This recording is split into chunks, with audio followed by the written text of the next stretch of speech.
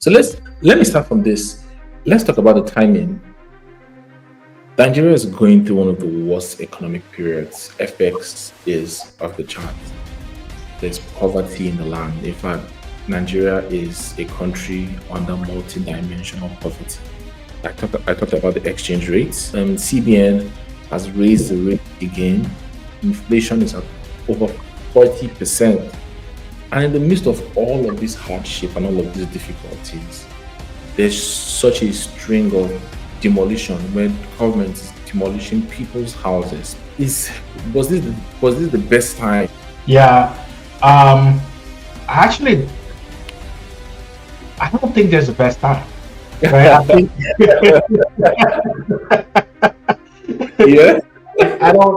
I sincerely don't think there's the best time because Hello, everyone. Welcome to this episode of the show. Today, we're going to be dealing with the elephant in the room, something that is plaguing the entire real estate industry, not just in Lagos, but in places like Delta, Enugu, and quite a couple of other states that we've seen demolitions. And we're going to be taking a more granular look because these things seem to be, obviously, as terrible as they are when they happen, they seem to be politicized and there seem to be a lot of fluff all around it and there seem to be a lot of sensationalism. They're going to be pulling all of those levers and pulling all of those emotions out of the way and actually look at the merit of each and every one of these and look at our land and property rights and the consequence and the aftermath of these demolitions. I'm going to be joined by my favorite guest. You guys love him, seem to love him on this channel. Tunde, thank you so much, Tunde, for joining here. And we're going to be looking at this issue and we're just going to be throwing, ideas and bouncing thoughts off each other. So relax, sit back, and you're going to enjoy. Thank you so much, Tunde, for joining today. How are you today? not bad. Thanks for having me, Uche. I'm always glad to be here and talking about everything, real estate in Nigeria. This is one of the more obviously, sad um, and controversial topic as far as real estate is concerned in Nigeria. And I think that there's a lot to be learned as far as what our leaders or what the government is doing, what we can do to protect and prevent some of these, as well as investors and buyers and customers of real estate in Nigeria.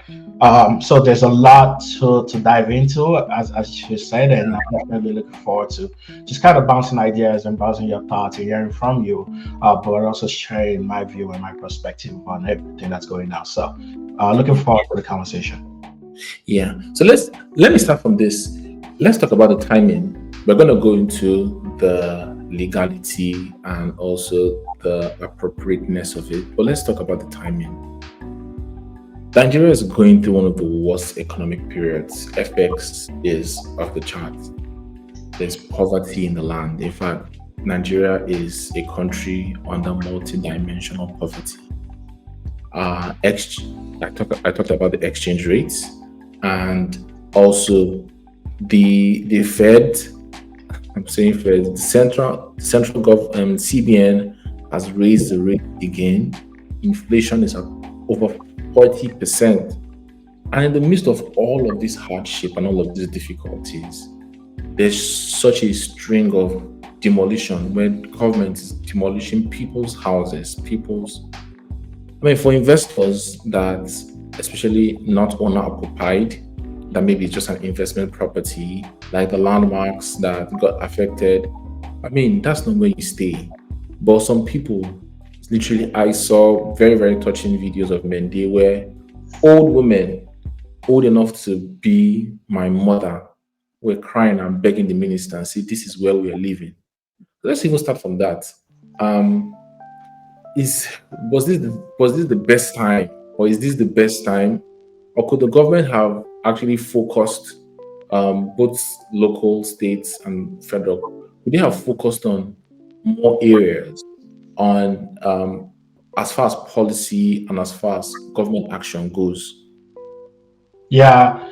Um, actually, I don't think there's a best time, right? I think Yeah. I sincerely don't think it's the best time because even if economy is doing great and all of this things is happening, you're still taking away roof from people's head, right? You're Mm, still taking away people's properties. Um, so there really isn't the best time. I think that what needs to be better though is the planning mm, from the government side as far as um, what they're going to do to protect the people that bought property from developers that breach their contract or their approvals, right? mm, mhm, Um, and I think that's missing in this instance.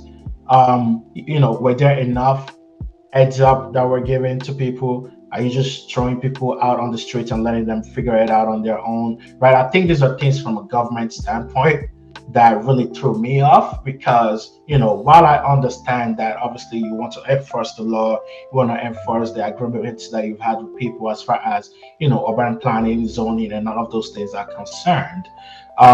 You also do have to look out for the people, especially when you know as a government that you haven't really given us the infrastructure where there is a clear transparency and visibility to all of these things, such as your zoning laws and everything else in between. We don't have a one stop or a go-to platform or go-to place where we as investors or consumers and buyers of these properties can easily educate ourselves on all of these things. And you as a government, if you're enforcing the law, you should also be looking out for those kind of people, right? So I think that's kind of my angle on mm. that specific question.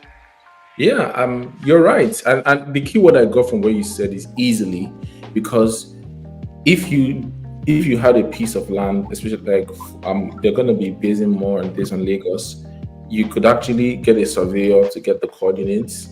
You would have to know somebody, and I have lots of stories about Lagos registry, but I'm not going to go there on this video. You have to know the right person there, and I was talking to a developer. Normal land set that was just 30k, with 30k you can get land. So he was telling me that even that land set is not reliable, because you can actually get, oh, this land is committed, but the land set shows you that, but it's not actually that. So he was telling me that what is even more reliable is the land information. It will give you the entire history of that land, who it was bought with, if there are any, what the zone and every single thing. And you spend about like 100,000 naira. I know that's just probably a fraction of what you're going to spend entirely on both the land and the house. But it should not be that hard or difficult for you to see a property that you're interested in. And let's even look at the realtors that are working. Is a realtor going to spend 100,000 naira for all of the 100 properties that they're advertising for you? No, they're not going to spend that money. So everywhere around the world, they have, in the UK, they have local plans. So it's actually on the local level, and they're going to publish. This is what we, for the next 10 years, we're going to be focusing on housing. We're going to be focusing on agriculture, and this is what we want in this space. So they always prioritize new builds for the city centers. So you know that if you have land or if you have a property in the city center, oh, you can do an apartment building, you can do maybe a cinema, what have you. So does Lagos, this whole master plan that we talk about Lagos, do you have somewhere you can actually go online and you have an interactive map, and then you're able to draw a polygon, and then you're able to see at this particular place, this is what is here, this is the land that is free, this is the land that is committed, this is the land that is for this is environmental policy, there's a drainage that runs here. And since the government is not serious about this, the government is kind of still encouraging this behavior of developers that will take advantage of that gap in the market, that knowledge gap in the market, to make money and to, because I don't know if the developers, big time developers, are affected, but it's still the end buyer that's affected the most, because the developer has made his money, but the person that has to live with the property for the rest of their life, they are actually between the devil and the blue sea. Yeah, exactly. And I think as you were kind of going through that, right? A couple of things kind of popped in my head. And one of them being, there's a big concern as well around um, just the, I guess you could call it fragile, um, indecisiveness of the government when it comes to their actual plan, right? And what I mean by that is, for the past couple of months, they've been focusing on housing, right? And everything with the government in Nigeria just seems drastic. And what I mean by Mm. that is, for the past few months right now, they've been drastically focusing on housing, demolition, and XYZ, right? And then watch, what's going to happen is after that, there's going to be a drastic silence about Mm. everything that has to do with housing, right? And that silence might last for another year, 2, 3 years. And the unfortunate thing that happens during this time when the government is not focusing on housing or saying anything about housing is people start to get comfortable again in Mm. the world of not following due diligence and being cautious and knowing that one day this government Yeah. might wake up again and say we want to start Yeah. demolition again. Yeah. That There's inconsistency in actually prosecuting and actually going for people that break the law. Yeah. Although I also say right now the Lagos state government still has a 90-day amnesty for everybody that hasn't gotten approval.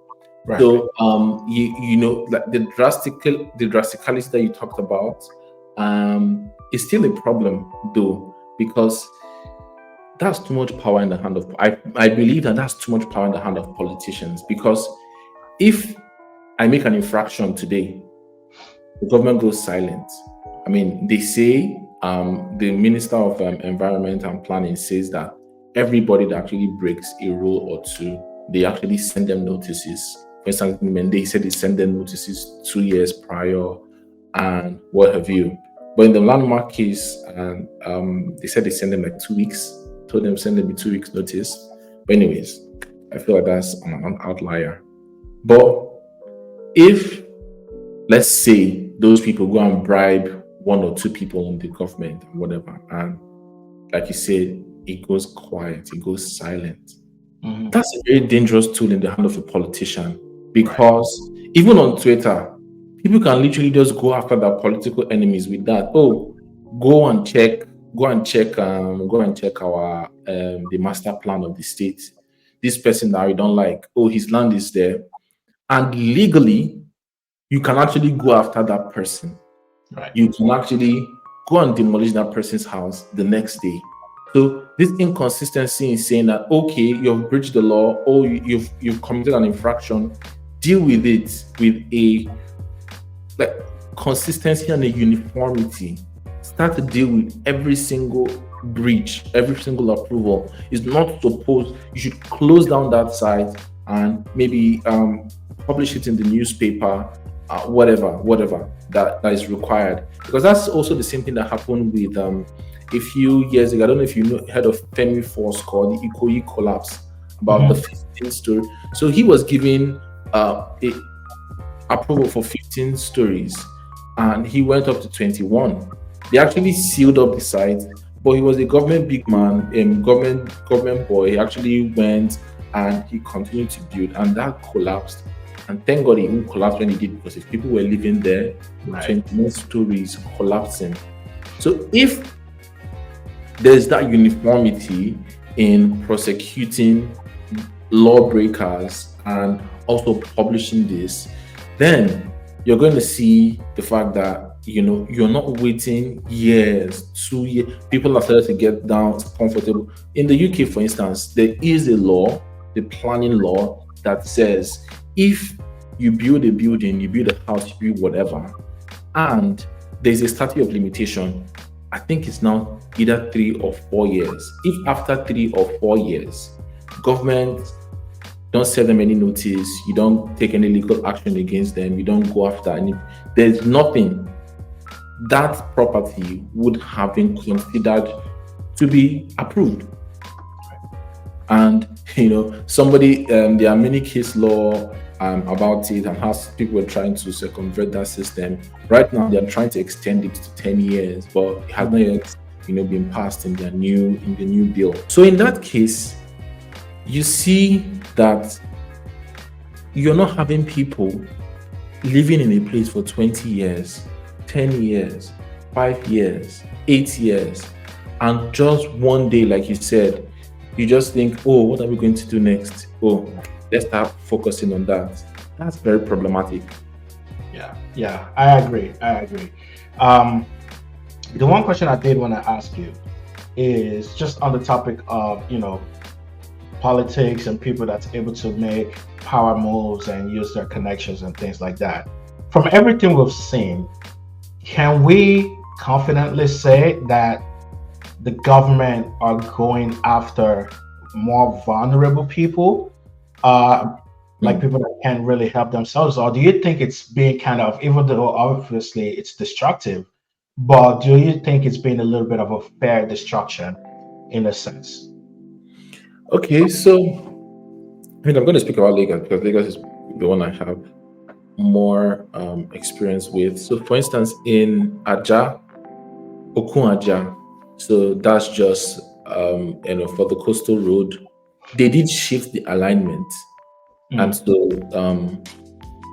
the people that were aware of the initial alignment, they bought more expensive land that was away from the coastal road. And the government now said that they were going to shift it toward those people that actually did the right thing. And the people that bought land that was originally along the one were going to be saved. So there was a lot of protests. They actually spoke to the minister, their chiefs, their valets, every single thing. And I think from that Aja area, the government has now taken it back to the original alignment. So as far as the government targeting the vulnerable, this, I'm going to also say this, and this has been said by so many people that are conversant with the erstwhile Lagos infrastructure and planning documents, also layouts. Ikoyi, which is a posh place, Ikoyi, places like I think it's the Forshire Estate, Parkview Estate. These places are sitting under water basins. But you're not going to see overnight the government just go and wantonly destroy buildings in Ikoyi, because Ikoyi is where big boys are. Ikoyi is where the hoi polloi, the people, the creme de la creme of the society, that's where they are. So, there's no way you can do these sort of things without this sort of conjecture and this sort of public sentiment. But like you said, there will never ever be, the government still has to do something, but that's also sitting above your head, because you do have places where there are obvious, more prosperous places where there are obvious infractions, but you're not demolishing them. You're not taking away their houses. You're putting in a more human face, and that, for instance, this coastal road had to be kind of like channeled a lot to put a human face to it, so that many people wouldn't be affected. So yeah, it's a tricky one. Yeah, those are all good. Those are all good perspectives, and especially the example that you drew of Ikoyi. So where do we go from here, right? And that's kind of like the question that I have at the back of my mind. And obviously, I also want to talk about, how do we, as investors, buyers, end users, how do we protect ourselves and prevent this from happening to us? But also, where do we go from here in terms of, I want to have a conversation around prediction of what we think is about to happen in the next 4 or 5 months, in terms of what we think the government is about to continue doing or not do. What should we be on the lookout for? Do we even have enough information to know what to be looking out for, right? Are there any predictions? I guess Uche is what I'm asking, in terms of what you think is about to happen next following all of this. Yeah. Okay. So I would say this: the Lagos State government is very serious about this the new Lagos, this new Lagos master plan. The Minister of Environment is very serious about clearing Lagos drainages because let's even go back to the fact that we always complain every year Lagos is flooded, right? It rained recently and Agungi, the whole place was flooded.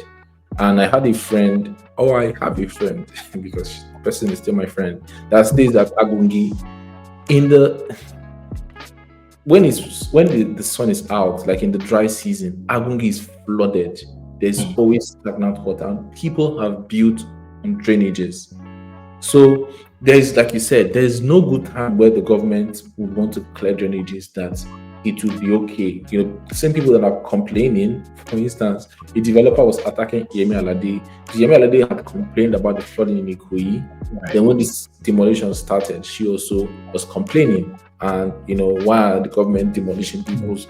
So it's also both ways. We are Right. complaining about these things, and when the government tries to, but as far as prediction for the future, I'm seeing the government will be more bold to take steps to actualize this Lagos master plan, clearing the drainages, and personally for the coastal road, I believe that one was a hit and a miss.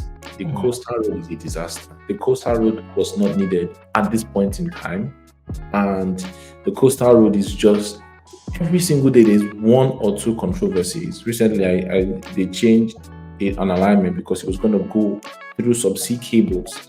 They have not provided an environmental impact assessment report around it. So yeah, so that one, I probably will not be able to give you a non-biased view on that. But I do think that all in all, the Lagos State government is becoming serious about it. Before you buy a property, make sure you do your actual due diligence. Get your title, get the full land information if you want to buy land. And yeah, Lagos is still a very viable place because this new Lagos that we're waiting for is going to be the Lagos, hopefully, of our dreams. Yeah, I definitely think the government is sending a very clear and strong and firm message with everything that they're doing right now. I had a question for you around compensation and people that uh, Yeah. that followed everything that they're supposed to do, but still found themselves in the middle of this crisis and somehow getting their property still demolished. What's the government doing about those kind of people, and are those people getting compensated? Yeah, let me start by saying that our Land Use Act does provide the power for the governor to actually, for the benefit of public interest, to demolish even houses that actually have their statutory title, which is the C of O, and have all their approvals. They do have that power to also take their land, and it's supposed to be the market value. So that comes this whole conversation on compensation, because what we've been hearing, word on the streets, people are not even being compensated up to 30-40% of what they feel that their houses are worth. I did see an interview with a man that said in that axis, that Aja axis, somebody valued his property at 500 million. The government gave him 100 million. Another person valued it at, I think, 35 million, and the government gave him 9 million. And these compensations are really not anywhere close to. For Landmark did bring out a statement and said that as far as compensations go, they haven't been compensated. But I think a few businesses in Landmark have been. Some got like 8 figures, if I could remember clearly, and that there was a whole razzmatazz with the minister on that's the Minister of Works, Dr. Umahi. So yeah, that's a whole different kettle of fish. And I mean, I wouldn't mind talking to one or two people that have been caught in the midst of. If you want to come out and talk about it and see if they're actually being fairly compensated. Yeah, I think that's yeah. To your point, it's that's a whole different topic. But I do just want to ignite a thought, Yeah. um, which is around I think that was our last video about overpriced houses in Lagos. Mm. And you know, I don't think it's just a Nigerian thing. Honestly, even here in Canada, is when you because every year you have to pay for your you have to pay like your property taxes, Mm. and the valuation or the price that the government here in Canada is using for your actual property is oftentimes a lot less than what's considered the market value for your property. Mm. Because when at the end of the day, the government is not looking at your property from a investment or profit standpoint, right? Yeah. So they're not looking at it at the overpriced or the price that you're putting on top of your property because you want to make profit, right? So Yeah. if you're saying my property is Speculative worth, price. ah, Speculative price. exactly, right? They're not looking at it from a spec. Now, obviously, we should still challenge the government of Nigeria on how they're coming up with their prices because I think there's a lot of question mark on that Yeah. angle as well. But I just want to ignite a thought around still the ongoing issues about prices of houses in Nigeria and how that's obviously overpriced and how that could also play a role in the speculative price and the perception of what I think my property should be worth in comparison to what the government is saying my property is worth. And obviously, I think we're probably missing the mark on the fine balance or the fine middle ground there. And these are two probably extreme cases of market value versus government value. Mm. But I just want to kind of put that idea and put that thought and ignite that idea in our minds of, is this truly a 100% case of unjust and unfair prices, or are there other factors in play here that we should also think about when it comes to property prices? I guess the probably most important part of this conversation, Uche, is if I was watching this, is how can I avoid this from happening to me, and what steps can I take to prevent myself? And what are some of the things that you think, Uche, that we can do as investors and property buyers to mitigate the possibility of this happening to us? Yeah. So the first thing I'm going to start with is the fact that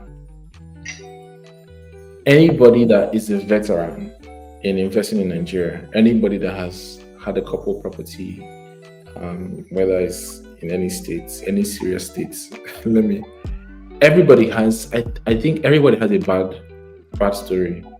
Everybody has something or a case where they got burned badly. And I have personal, family members as well, that have been through all of that. And I think it's also a testament of the Nigerian spirit. I come across clients that will tell me, oh, there was this deal, it went bad several years ago, and they still see there's something in Nigeria. There's still something they add. Let me just actually say that you guys are the true spirits of the Nigerian. Like, you guys are truly the people that walk the talk. Lots of people on social media insulting people like they're the ones that truly love Nigeria. Lots of people are on my YouTube comments like they're the biggest lovers of Nigeria. But if you've lost millions in Nigeria, you've lost millions from a land deal, you've lost millions from a house deal, and you still want to do something, you've had deals go bad. I talk to people almost every day, Nigerians in the diaspora. They have probably a case in court, and they still want to buy another one. They have one deal that's gone wrong, they still want to go to the next deal. So you are the true representation of the Nigerian spirit. And I just give you kudos because you believe in your nation. And Nigeria is going to be great in our lifetime. I believe, I don't have any doubts about that. But the first thing I'm going to say is spread your portfolio and obviously doing it with due diligence. Because the truth of the matter is, I'm gonna use my dad as an example. He got, I think, about 15 plots of land somewhere, and we found out that like 3 plots were like bad plots, belonged to somebody else. And took that hit, and it came up to 12 plots that he had that obviously was safe. Now, compared with if he got 2 plots in that place that fell in the bad side, he has lost his entire investment. So at the end of the day, invest in your states. For instance, I'm being getting lots of people wanting to invest in Ibadan. For instance, people investing. Don't invest in one place. As you're investing in Ekwe, invest in other places. Spread your portfolio as much as possible, but most importantly, do your due diligence. Now, it's not business as usual in Lagos State right now. And take, if you have to employ a property lawyer, do that. If you need to talk to a surveyor, I don't think that should be a if. I think that's employ a yeah, property. get yeah, thank you. Get a property lawyer, get a surveyor, and I mean, I do have a developer friend that does those services, and if you just want to confirm, you just like it's just such a the highest you spend is probably 100,000 naira, but for the millions that you're going to spend, that's nothing. That's literally nothing. So I don't know why people don't want to just do that little thing that it takes to be done. People see it as, oh, somebody wants to take money from. So what if the guy is making money off that?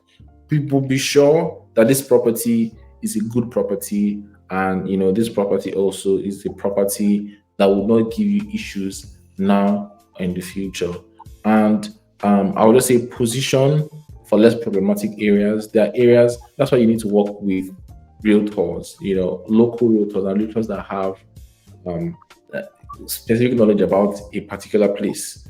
So some realtors, and also if you have the land information, you also have that information as well. But if you see that 2 or 3 properties with proximity to this place had issues in the past, it doesn't make sense going to that same place and thinking you're going to be different.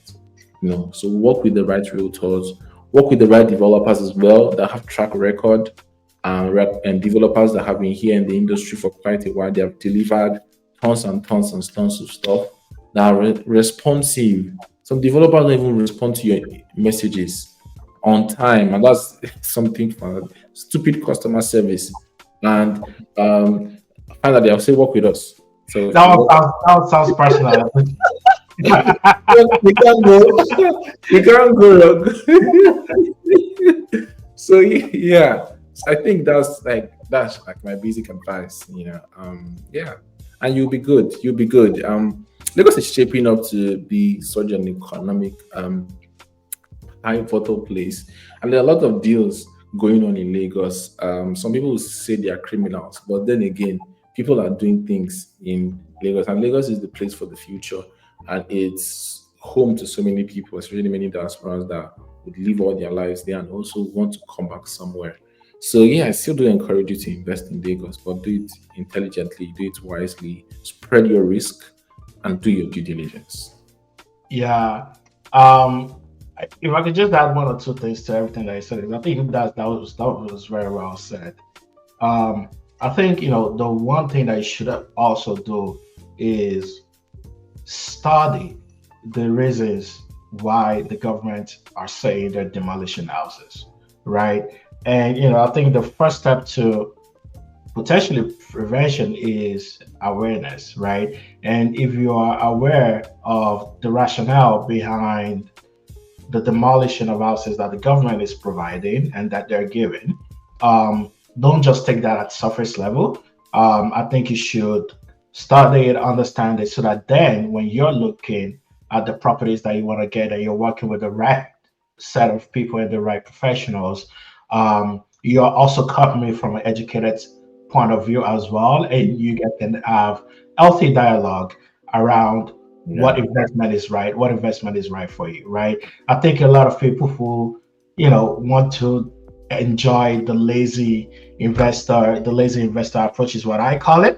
And as of right now, unfortunately, Lagos is not that place, or even Nigeria generally is not that place where you can be lazy and be a novice.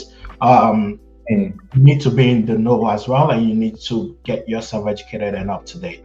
And I always say that property and house ownership doesn't stop the moment that you get the keys to your house. As a matter of fact, that's when the journey starts on property ownership and home ownership, because it's a continuous state, right? You need to be in the know, and you need to stay tapped in to the right community, to the right sources where you can get the most up-to-date updates updates, the most up-to-date the most up-to-date news on just what's going on as far as real estate is concerned. Like the other day, I think this was like a week ago, where the government of Lagos, or the governor, announced that builders must now they must now obtain permits for renovations to any existing structures.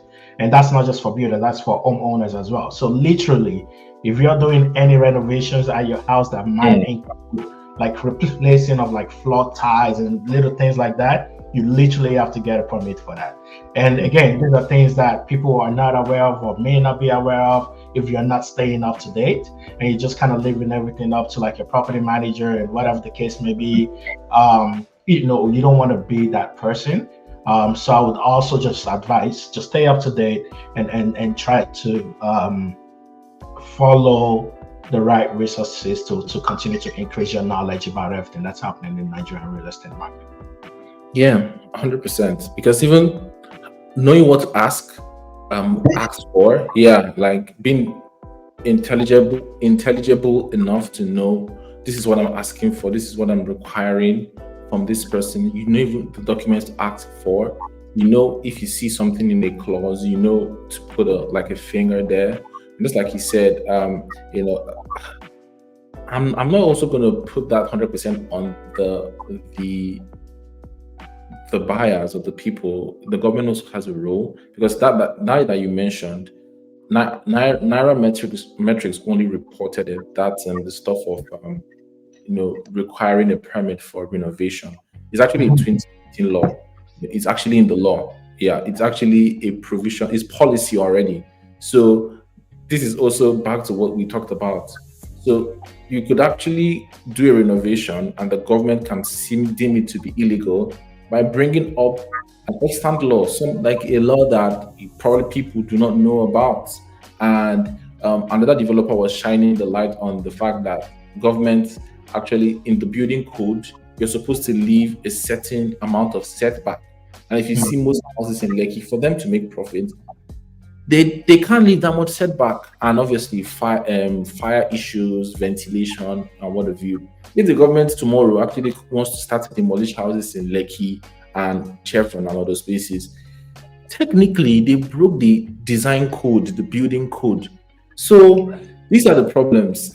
These are the issues, and the part of the government to be vocal about it, use visual cues, use public and stakeholder community engagement, so that people are in the know of all of these things, their property right policies, amended, enacted laws, every single thing, to avoid people losing their livelihood, losing their houses, losing their investment, people putting their whole gratuity, their pension into something, and then one day, in 2 3 minutes, a bulldozer brings everything down. It's so sad. And the government should feel a pulse with these people, because very few of them don't have any recourse. I agree. I agree. Yeah. A lot of learning here, a lot of just action item, but also a lot of takeaway even for the government. Yeah. Um, if they listen to this. Yeah. Send it uh, to them. They're your guys. yeah, find them on LinkedIn and said it. But no, absolutely right. Like I think there's just a lot to still talk about Yeah. and cover as far as this topic is concerned. It's very deep rooted in a lot of power play politics, malpractice, comfortability. There's just a lot that's deep rooted in this topic. But I think we've definitely shared some key highlights, but also some important tips on how to prevent this from happening to you going forward. 100%, 100%. Thank you so much, Cindy, once again. Thank you so much for watching. Those of you that watched till this point, kindly share your thoughts below. Kindly like, share, subscribe, and good luck with your next investment. And if you also are thinking of doing something in Lagos or Ibadan or Abuja, contact us to get started on your journey. Thanks very much. Kindly like, share, subscribe to Own a Home TV show. Own a Home believe owning the home, owning the property should not make you lose sleep. So welcome here to give you the very best property recommendations on this side of real estate. Thanks very much for watching. See you at the next session. Bye bye.